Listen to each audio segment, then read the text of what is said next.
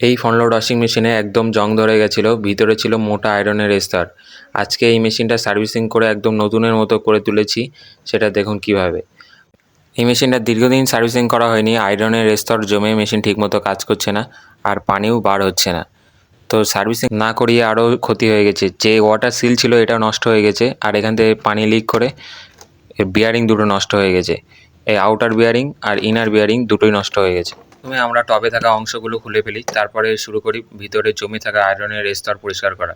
তো পুরো ওটা একটা পার্ট বাই পার্ট সার্ভিসিং করি। এর আগে দেখতে পেয়েছেন আপনারা যে কীভাবে এটা আয়রন ছিল, আর এই যে ইনার টাবটা এটা পরিষ্কার করা হচ্ছে।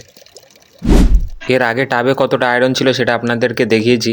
এরপরে দেখেন পরিষ্কার করার পরে পুরো নতুনের মতো হয়ে গেছে টাব, পুরোপুরি ক্লিন হয়ে গেছে। আয়রন যে মোটা স্তর জমেছিল সেটা পরিষ্কার করা হয়ে গেছে, আর যে ইনার টাবটা আছে পরিষ্কার করার পরে ঝকঝক করছে। আশা করি যে পানি বার হচ্ছিল না সেটা এবার বার হবে। আপনাদের মেশিন যদি এমনই সমস্যা হয় তাহলে সার্ভিসিং করান।